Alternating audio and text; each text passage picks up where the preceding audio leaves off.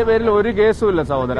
ഇല്ല, കേസെടുക്കാനില്ല. എന്റെ പേരിൽ ഒരു തരത്തിലും ഒരു അഴിമതി കേസും എന്റെ പേരിൽ എടുക്കാനില്ല. പിന്നെ എന്താണ് ഈ പറയുന്നത്? അങ്ങനെ കേസെടുക്കാൻ കഴിയില്ലെന്ന്. അവിടെ ഒരു കള്ളപ്പണ ഇടപാട് നടന്നിട്ടില്ല.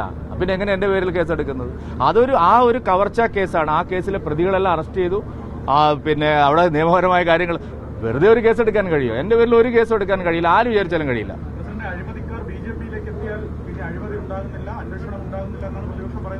അത് പ്രതിപക്ഷം എപ്പോഴും പറയുന്ന ഒരു ആരോപണമാണ്.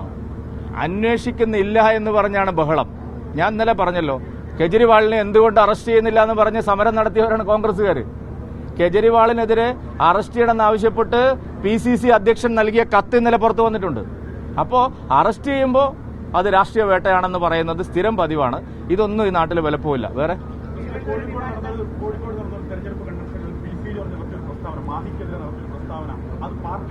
അല്ലല്ല, പാർട്ടിയൊക്കെ അങ്ങനെ നിലപാടില്ല. ഏതാ?